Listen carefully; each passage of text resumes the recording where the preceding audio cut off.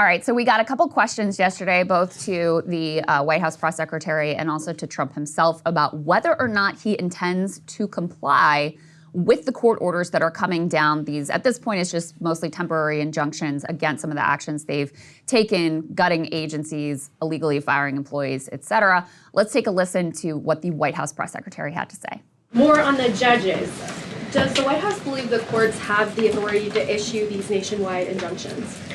We believe that the injunctions that have been issued by these judges have no basis in the law and have no grounds. And we will, again, as the president said very clearly yesterday, comply with these orders. But it is the administration's position that we will also ultimately be vindicated. And the president's executive actions that he took were completely within the law. They were constitutional. And we look forward to the day where he can continue to implement his agenda.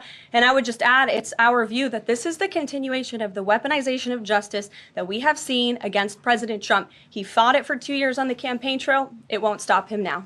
So she alludes there to comments from the president. Let's go ahead and take a listen to what the president had to say. If a judge does block one of your policies, part of your agenda, will you abide by that ruling? Will you comply? Well, I always abide by the courts, and then I'll have to appeal it. But then what he's done is he slowed down the momentum. And it gives crooked people more time to cover up the books. You know, if a person's crooked and they get caught, other people see that, and all of a sudden it becomes harder later on. So, yeah, the answer is I always abide by the courts, always abide by them, and will appeal. So he says he'll comply. This is the big question right now because, I mean, the truth of the matter is he's already in noncompliance with a couple of the orders, specifically with regard to USAID and with regard to the payment freeze. But, you know, they're holding, their position is that, oh, we mean to be in compliance. We're just confused about what that means. And it's hard to do this with the federal government, blah, blah, blah. So it's different than if they're just brazenly out and out, undeniably flouting court orders. So that's what they're saying right now. She also got a question, Caroline Levitt did, about Elon Musk having massive conflicts of interest across all of government. Let's take a listen to how she responded to that. You talked about the transparency with Doge and Elon Musk's press availability yesterday. There is a conflict of interest law in place that says that people who have personal interests can't interact with government entities that could touch on those. Has President Trump signed a waiver for Elon Musk? Does such a thing exist? If it does, will you guys release it in the interest of transparency that he's committed to? I have not seen the law that you are referring to. What I can tell you is that Elon Musk, as I've confirmed before, is a special government employee. He is filing the proper financial disclosure, and he is complying with all applicable federal laws. As you also heard, Elon addressed this directly yesterday in the alleged conflict of interest, and he said everything he's doing is very public, and if you all perceive a conflict of interest, you're welcome to bring that up. And as the president said, if he feels like Elon is engaging in something that's a conflict of interest, he will tell Elon not to do that. And Elon also said yesterday that before he moves forward with anything, he consults with the president of the United States. So we're very confident with the ethics and the guardrails that have been put in place here. Obviously, a preposterous answer given. I mean, first of all, there's barely an agency that Elon Musk could touch that he wouldn't have a conflict of interest. But if you go down the line of the agencies that he has gone after most vociferously, you can see in almost every case, oh, they were investigating him. Oh, they were investigating him over here. Oh, he ran afoul of them over there, and had, you know, previously had issues with almost all of these agencies. The CFPB is like the most brazen one because X has just signed this deal with Visa. He wants it to be the everything app. He wants to get into payment processing. They were said to be regulated by the CFPB. No longer, that is all done. Just to get into the specifics, too, of the question there, because some of the details of why she asked that particular question is important. Special government employees are subject to, it's actually a criminal statute, to avoid conflicts of interest. So it says they can't participate personally and substantially in any government matter that could affect their financial interests. And again, this is not civil, this is actually criminal. Violating the law is a felony. It could result in fines. It could result even in imprisonment. Now, not that we think any of that is going to happen with DOJ and Trump can pardon him, blah, blah, blah. But that's why she's asking specifically about, hey, did you give him a waiver because to avoid, you know, coming into conflict with this criminal statute as a special government employee? And she says, well, I don't know. Waivers can be granted for special government employees in certain instances. But even those can be challenged in court and deemed unlawful if you're just like, you know, if it's not done in good faith, if they don't comply with legal standards, or if they violate ethical guidelines. So that's why she asked that specific question about whether or not Elon had been subject to any kind of a waiver. Yeah, it was a smart question actually there on the way. But I mean, look, can we return? He said he would comply. I think that's important. That's one of the, I'm not saying necessarily that, what did you say? That there's different types of non-compliance in terms of, hey, it's taking a while for us to negotiate all of this. But as of now, you know, the liberal fanfic about just openly saying that I'm going to defy is like not materializing and not happening. I do think that the Elon thing is objectively crazy. There's no way that you can just certify that somebody has, it's like, I grant you conflict of interest, like with the magic wand. Right. Can you imagine? I also do think this is worth explaining to people. Special government employees, actually all government employees who work for the president are subject to rigid conflict of interest laws, excluding elected officials, the vice president and the president, and members of Congress. And those are so stringent that it is often heard of here in Washington that when people go to work for the office of the president, they have to offload their entire stock portfolio. Famously in 2009, not that I feel bad for these people, but I'm just telling you, many of the people who went to go work for Obama had to sell at the bottom just to be able to go and work for the White House. So it's an immense, the way it should be. I agree with you 100%. I think it is outrageous, however, because I just always want to highlight this, that the members of Congress themselves have specifically exempted themselves from these same government interest laws. These laws should be on the books for everybody. So it makes no sense that the employees who are making $45,000 a year as staff assistants have more rigid conflict of interest compliance, and they will get, as you said, they will be criminally prosecuted. There is an entire office in the government that reviews. You're not even allowed to buy stocks, including in ETFs and index funds, without reporting them when you're a Schedule C political appointee. Yet, whenever you're, you know, member of Congress or whatever, you don't. Now, this is where the Elon thing is important. It applies not only to public holdings, but to private holdings especially. So for example, SpaceX is an entirely private company. Now, their private company also is reliant on government contracts. So this is where there is a lack of transparency because at least with Tesla, Tesla's a Fortune 500 publicly traded company. We have tons of insight into their financials, to Elon's. I mean, you can literally go up and look his own, you know, stock ownership, the number of shares, et cetera. There's all of these SEC compliance and things that you have to do whenever you're publicly traded. But in your private stakes, so things like the Boring Company, SpaceX, et cetera, you don't have the same reporting requirements. There's literally no obligation to ever release your financials, like any business that's private. That is where I think that the most objectionable conflict of interest stuff can come, and it's just the most glaring hole for Elon in the future. Like, it's one of those where if you don't have this stuff buttoned up right now, you're going to be spending the next decade in federal court. Like, let's all just look at this clearly. I mean, what, you think some Democratic AG is not going to let this go? Trump's it's like, gonna pardon it. yeah, I guess he could. You're right. So I don't think. But it would require a literal pardon, just like the same type of pardon that Hunter got, which is like, I pardon you for all crimes in the past and in the future. Which, okay, I mean, I guess we've normalized it now. I think that's, President Biden. I don't think there's any reason to expect that Elon would be left in any sort of legal jeopardy here. And just to drill down on what you're saying here, you know, for anyone who believes this is some, you know, noble mission to root out corruption in government, I want you to understand the trajectory of the Trump administration here. In the very first week, what was one of the first illegal acts that he took? Late at night, he fired almost every inspector general across agencies, including ones that he had himself put into that position in his first administration. So they were all fired. These are the people that are meant to be the watchdogs at the agencies to provide some public accountability. And we've relied on the reports that these IGs have put out, both with regard to Biden and with regard to Trump. So they're gone. So you no longer have people in position to watch over what's going on. So almost like a blackout there. You had him fire the top government ethics official that is supposed to be reviewing conflicts of interest and other things of that nature with regard to the White House.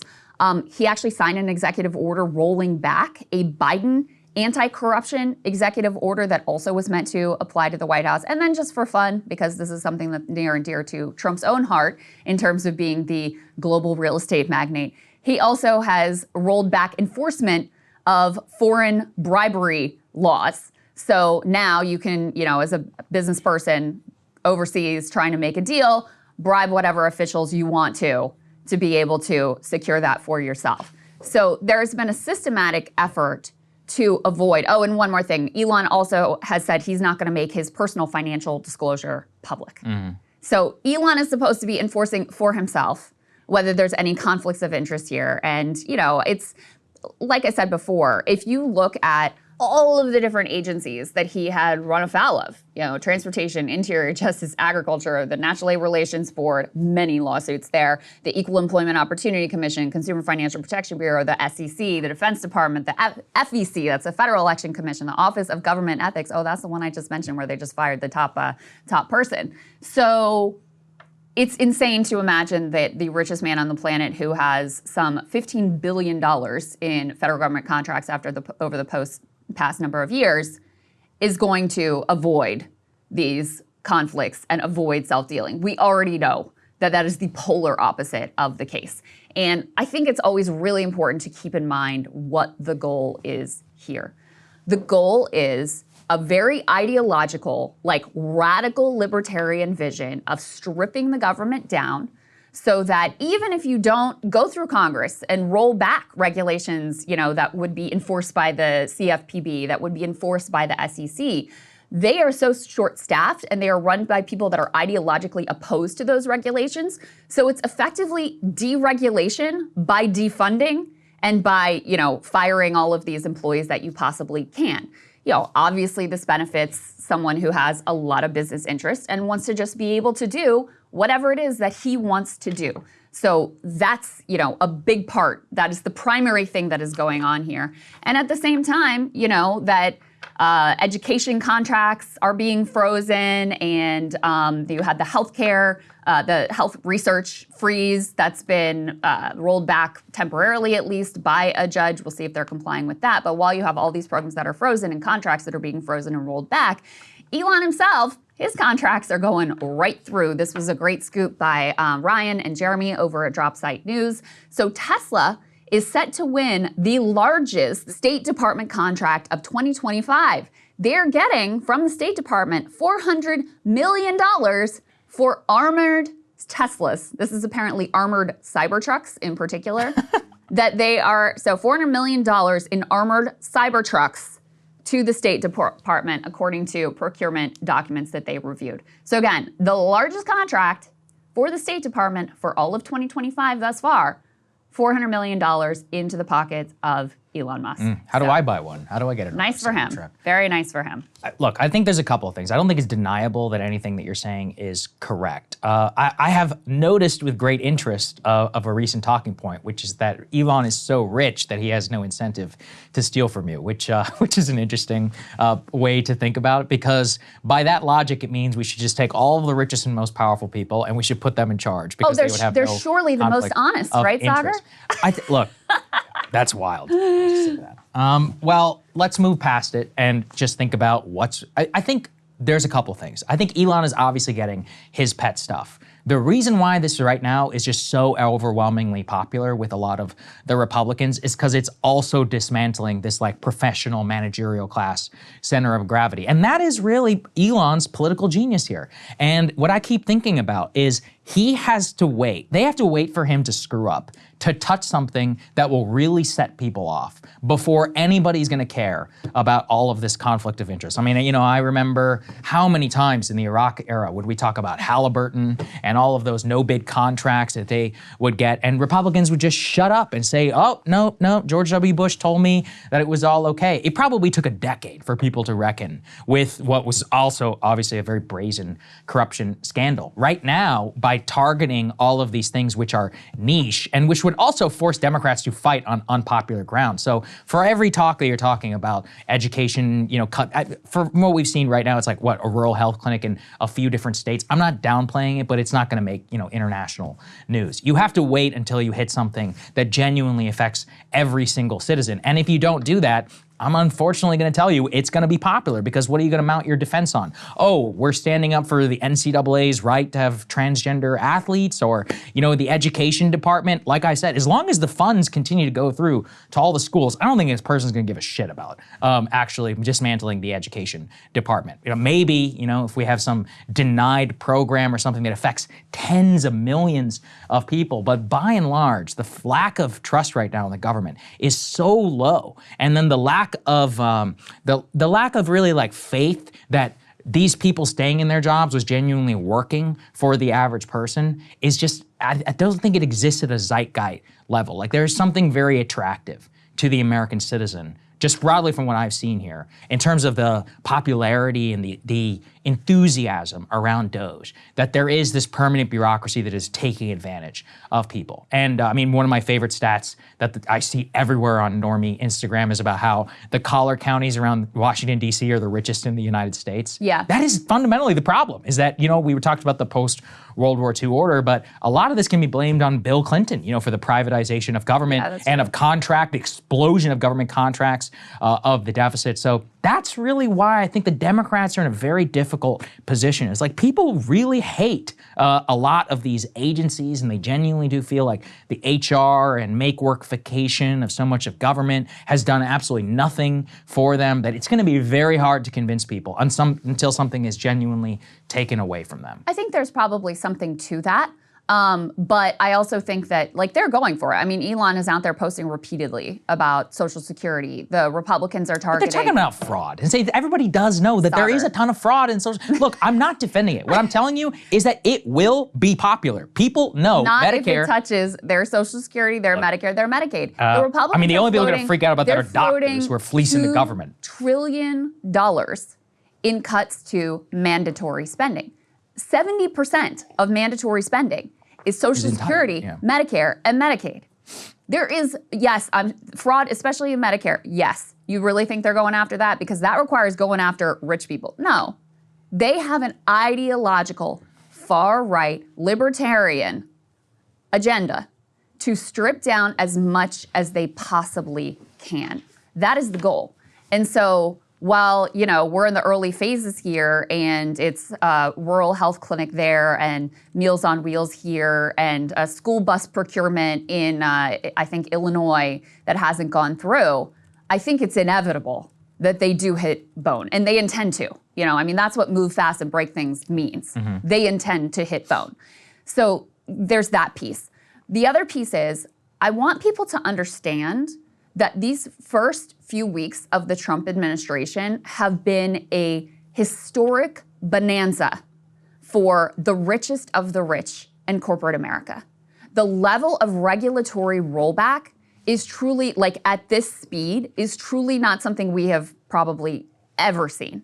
And as I said before, it's not coming through, passing laws through Congress and rolling back previous regulation, because people would object to that, right? I don't think they could do that. So instead, what they're doing is they're gutting the enforcement.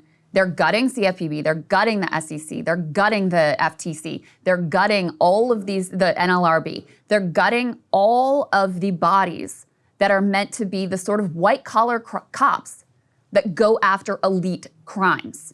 That has been a massive giveaway to Elon and the other, billionaires who have an personal interest in such thing.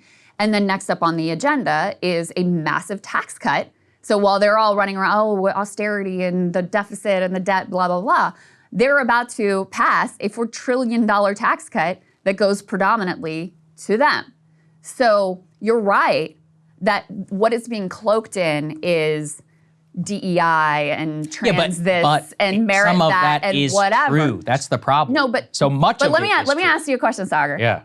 What do you think is more popular right now, DEI or Doge? Well, I saw your tweet on the subject. Mm-hmm. I'm not sure if we're going to take, again, if these tweets or these polls and all of that to the bank. I think it could be an inference point. Now we will find out in the midterm election. So Democrats and all these, they're talking about resistance and all that. But my main position here is I'm done being psyoped by many of these polls. Just considering what happened in the election. all of the polls that indicated some sort of cultural left, resistance or whatever, was all bullshit. I mean, and look, let's just be let's be very basic. Do we think that affirmative action, which is DEI, what DEI is on steroids, which was nuked at the ballot box in the most liberal state in California, is as popular as cutting government spending, specifically if it's cloaked in fraud and in diversity program? At a fundamental level, do you really believe that's true? But it's just not true. There's no way. I will grant you your caveat. So first of all, the answer to the question is if you look at the polls, if you look DEI is actually more popular than one Doge, poll, which is DEI hilarious, is more popular. which actually even surprised me. Which is probably shit libs being like, well, Republicans are against DEI, so I have to be pro DEI. Well, I think also you have to admit, like there is a colorblind merit instinct in the public, as there should be. And so when there was a movement towards like too much focus on these racial divisions from the left, there's a backlash against that. But I think there's also a sense of it can go too far, where now you're just, you're swinging too far in the other direction. How do we swing too far in the direction of merit? But it's not. But that's the thing is. Merit is one thing, and rolling back, Ibram X. Kendi's like pointless corporate training is one thing. Cutting into civil rights is another. There's and no I think cutting there's into civil. There is, but there I think that's where they run the risk. But I want to move from that. I think where you're right is there's a reason why they cloak all of this in government efficiency and anti-corruption and anti-fraud, et cetera. But where there's a giant risk is if you ask people how much influence billionaires should have in our government, they're like, none. We don't like this at all. And I don't think people are so stupid as to not realize that there's a major problem with the richest man on earth making himself CEO dictator of the country and calling the shots. I think the polling about how, whether you think the numbers are absolutely correct or not, but the shift against Elon in the sense like, we don't really want this guy to have this much say in our government, even among Republicans, I think that's really important because there is an instinct of these oligarchs have too much control over government. They're already too involved.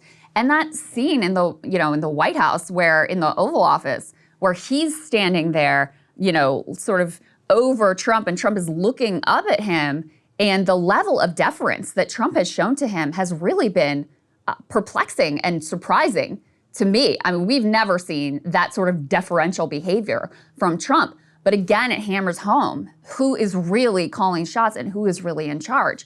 And I do think that there is a visceral reaction against that. Now, when there is likely to be some sort of inevitable, either catastrophe or touching some program that really does have massive impact, I think you will see a swift turning on this, but it's already really not that popular. I think it's possible. I'm not trusting these polls on this at all. Zero. My number one thing I'm waiting for is that Virginia election. I want to see the level of resistance, whether all of that is true, because there's just too much countermanding evidence against the idea that cutting government spending or Elon or all of this is unpopular. I mean, just considering the election, considering the mandate. I mean, we had, remember... Mandate, Saagar. Okay, fine. I mean, he won the popular vote, no? By a point. Okay, he still won in all 7 of the swing states. Biden means won, something. Biden won by 4.5 points. Okay, the congressional margin is like the smallest in history.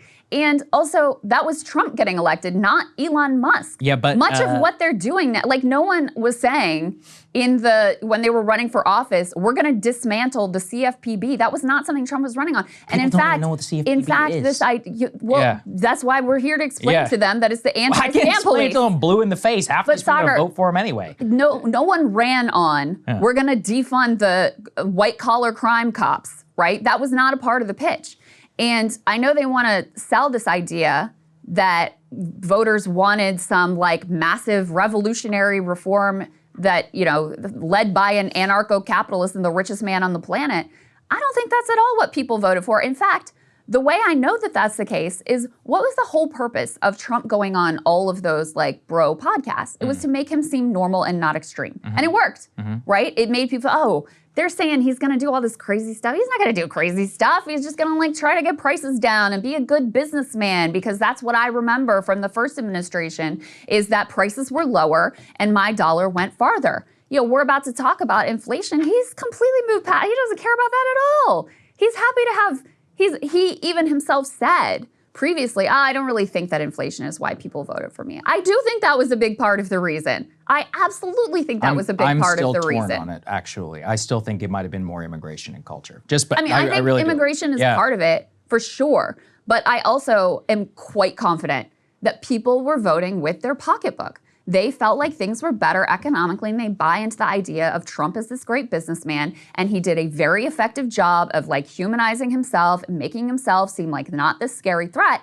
And then you come in and you're like, oh, actually, you know what, 2025 plus was the project, not just the project 2025, but we're actually gonna go way beyond that. We want a revolution. We're gutting your public schools. We're coming for Social Security. None of that, we're gonna, annex Greenland and Canada and Gaza and whatever. Like, none of this was pitched on the campaign trail. So I think the notion that this program in total is what people voted for, I don't think that is backed up by evidence I'll tell you why I whatsoever. think that's wrong, which is that what's crazy to you is not what's crazy to a lot of people. What's crazy to you is the idea of dismantling the CFPB. What's crazy to the rest of at least a lot of people who voted for Trump, is the very existence of permanent bureaucracy, DEI, transgenderism, etc. So for them, it's actually normal, cool, and what they want to dismantle the very instant. I'm not saying that there aren't plenty of people like that, but we're not talking about the Trump base who will justify anything, who are out there now like, actually us owning Gaza is a great idea. Even the normal the bro cast, shall we? To them, permanent bureaucracy, permanent managerial class, liberalism, age, whatever you want to call it, they're the crazy ones. And in fact, I sympathize and I understand that. What gets to it even more with the CFPB and all this stuff is that at the heart of it, regulatory agencies and all them, nobody runs on it. Biden didn't run on NLRB, and nobody gives a shit about the NLRB. That is not true. When did Kamala say NLRB on the campaign trail? No. Think of the contours of the fight between Bernie Sanders and Hillary Clinton. He was running on breaking up the big banks. Yeah. That is a regulatory reform. That's okay. Well, that's also was more of a cultural argument at the time, which because you did your own monologue on this. Yes, that's right. That is a regulatory reform, and Hillary did what these people are doing, which is to say, breaking up the big banks isn't going to end racism, discrimination. Yeah, and she won, and Democrats trusted her correctly. And you're right, it was very effective. And guess what? The whole Bernie Sanders movement, the Donald Trump movement, comes out of the destruction of a previously effective regulatory regime. When you deregulated the banks over successive administrations, but especially with the end of Glass-Steagall, which separated the wild speculation part of banking from the traditional you put in your deposit kind of banking, that's what helps to lead to a complete financial crash. So to wave your, nobody cares about the CFPB, no one cares about the SEC. No one cares about it until you have a massive bubble that pops and destroys the entire financial system. And that's the path they're on. Like, the level of deregulation that is going on right now by stripping and gutting these agencies, making it so that there is no enforcement whatsoever. It has been so radical that David Dayen and Matt Stoller were tracking this. The banks were like, actually, we need some guidance about what's even legal now and what we can do, because we can't operate in this just complete Wild West system. So even the banks are like, we need a little bit of guardrails and guidance here, because it has been rolled back so precipitously. So listen, what will happen in terms of how people feel about this or that, et cetera, we're both just guessing, right? Based on what we think about the politics and how it's going to play out, who's going to make the pitch the most effectively, and whether people will be revolted by this billionaire or they'll buy into cutting waste, fraud, and abuse. That sounds great.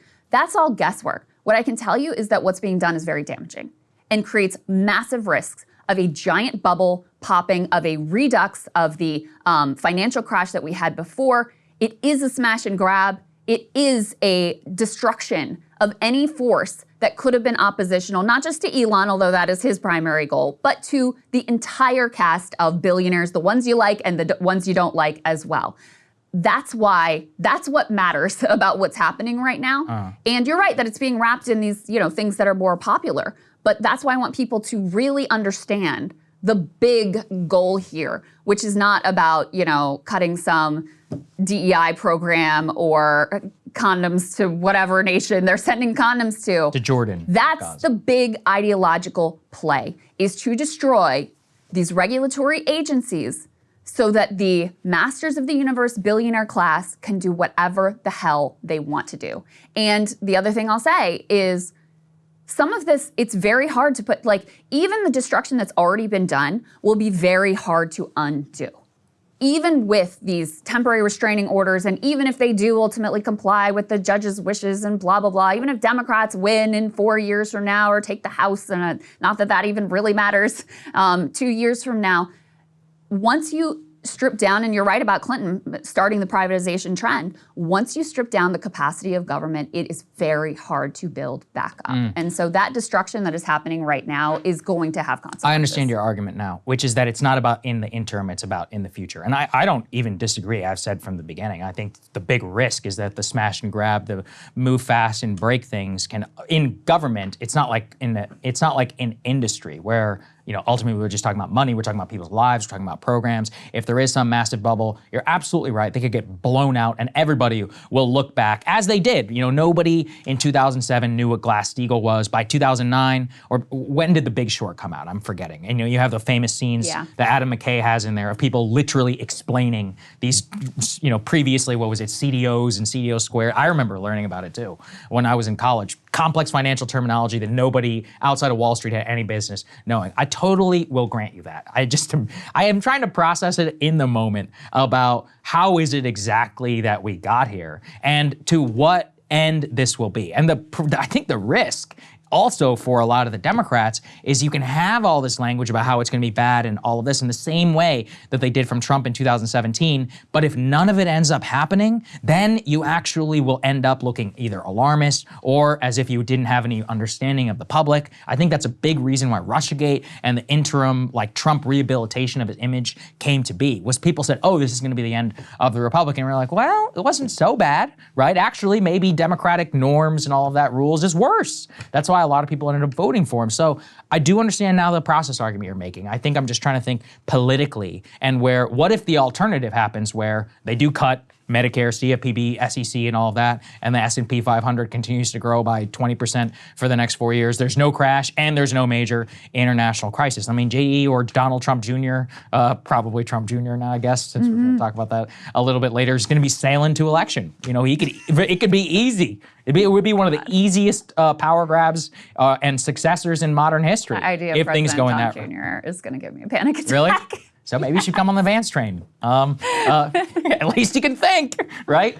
Maybe America. Is that even something that Americans value? At this point, to be honest with you, I said this before. Like, I'm just cheering for Trump to take back control of his own presidency. What do you make of him being so, like, deferential and cowed by this? Like, what is going on here? I think Trump is wowed by attention, and he understands the power of, like, celebrity and money more than anyone else. And the reason why he's deferential to Elon is I think he has gotten it into his head that this, like, control and this, like, Elon has almost a Steve Jobs-esque quality of, like, the reality distortion field around him, where he can turn whatever his pet issue is into a thing that people on Twitter and others are just mindlessly willing to turn it. I mean, nobody gave a shit about USAID until Mike Pence and Elon Musk started tweeting about it. Like, let's be honest, right? Nobody cared. It literally, I would single-handedly give credit to Pence and then to Elon for paying attention to it. Elon, I mean, that whole UK thing, I covered that scandal at the time, a decade ago. I thought everybody had moved on. And then he, overnight, is able to, you know, create this thing. So Trump views that as an extremely powerful, I don't think he's wrong, actually. I think he might be right in terms of Elon's ability to just, like, completely on a dime create narratives and really bring a lot of the elite billionaire class, people who really look up to Elon. Twitter has given him that power. Exactly. And he has wielded it in agree. a way to be able to drive. I mean, that's when he says, like, you are the media. That's what he means. Like, he is able to, he doesn't have to try to make it interesting for traditional news media to cover whatever his, like, pet project is that day. He can do that and pull the levers all himself. Yeah. I don't know. There's something weird going on with that relationship between Elon and Trump. I don't think it's just because even you'll relate to this. The specter of Elon in the Oval in a t-shirt.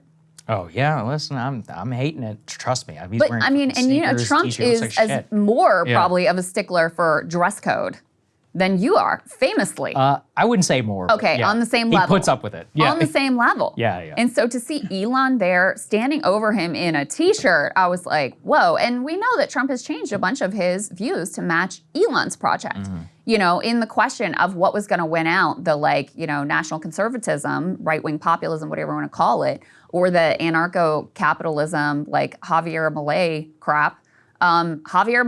It's pretty obvious which direction things have gone in.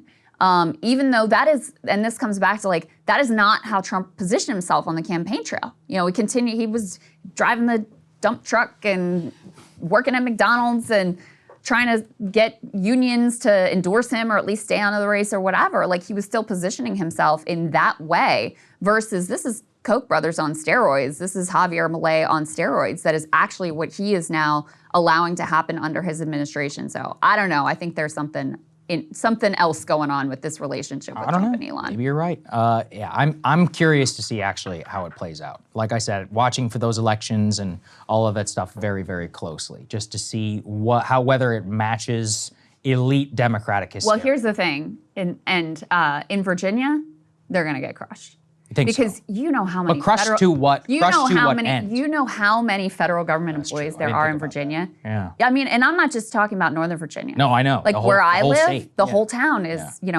civilian scientists.